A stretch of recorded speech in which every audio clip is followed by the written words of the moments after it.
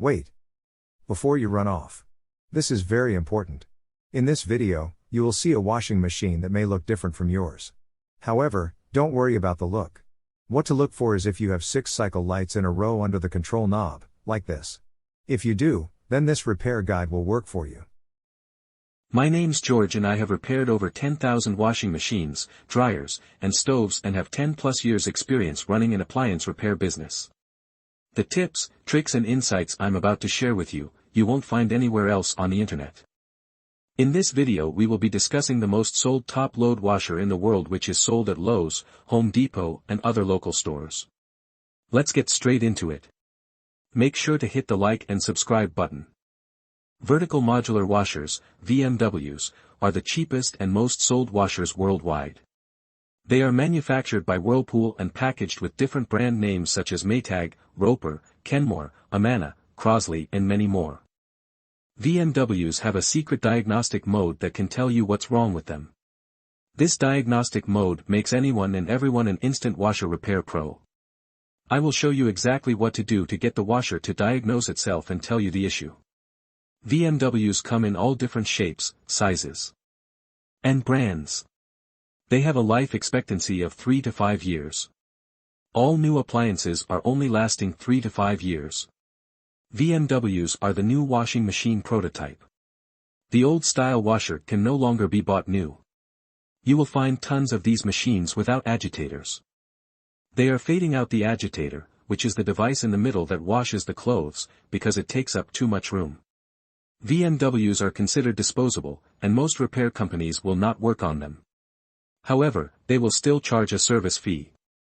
The main parts of a VMW are the lid lock, water pump, suspension rods, shift actuator, and control board.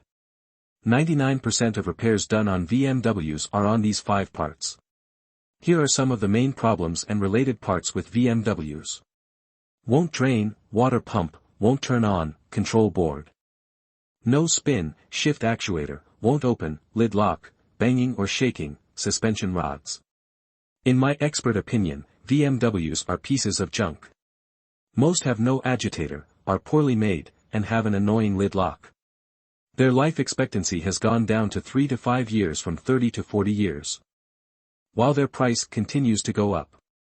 If you are considering buying a new washer, I would advise you to purchase the vertical modular washer and the 5-year warranty add-on. I guarantee you will wish you did if you don't.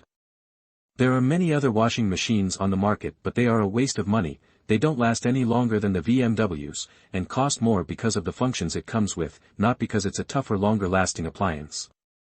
I hope this information has helped you in the right direction. Make sure to hit the like and subscribe button. Entering recalibration mode. With the washer shut off and the basket empty, no water or clothes inside, and with the lid shut, enter the recalibration cycle. Here's how. Turn the control dial 1 complete rotation, 360 degrees, counterclockwise. Stopping with it facing straight up. Quickly, within about 6 seconds, turn the control dial 3 clicks clockwise, 1 click back, and 1 click more clockwise. All the green status lights blink when you successfully activate the diagnostic mode. If the status lights don't blink, try again, this time turning the knob faster or slower. In the diagnostic mode, with all lights flashing, select the calibration cycle by turning the control dial 4 clicks clockwise or 4 clicks right. When you're on correct setting, the rinse light turns on, then you simply press start. And then it begins the calibration cycle, which runs for 2 to 3 minutes as it checks all the cycles and functions on your machine. When the calibration cycle ends, if all goes well, the lid unlocks and the washer shuts off. Now try your washer to see if that solved your issues. If not, continue to the error code video. If after 20 tries or more, and your arm feels like it's gonna fall off from trying so much, then odds are you have a bad control board. If your washer starts the recalibration but doesn't finish it, you need to pull the error codes and find out why. More.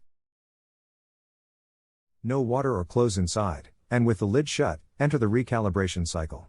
Here's how. Turn the control dial 1 complete rotation, 360 degrees, counterclockwise. Stopping with it facing straight up.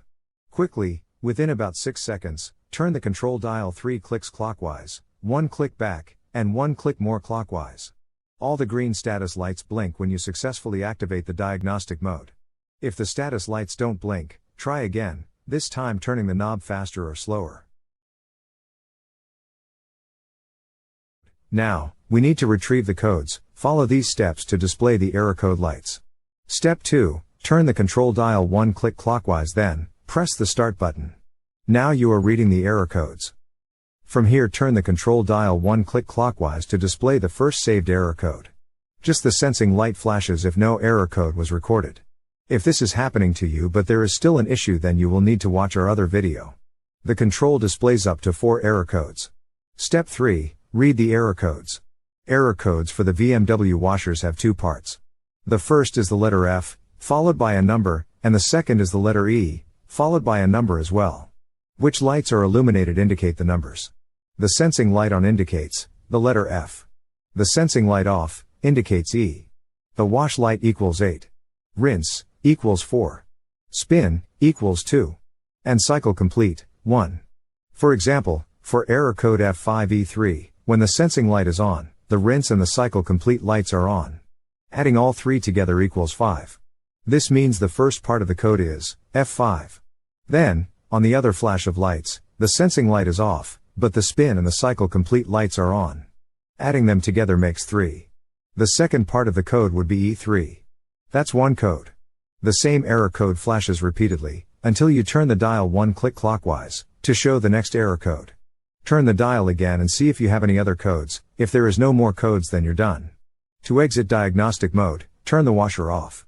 Now, you have your error code. Use these images in this video to look up your error codes. Look in your washer repair manual, or just Google top load washer error code and enter the code, and it should come up no problem. Now you know the problem and what's causing your washer to not work. Now it's time to find the parts needed fast and cheap. Watch our next video for the quick tutorial on how to do this.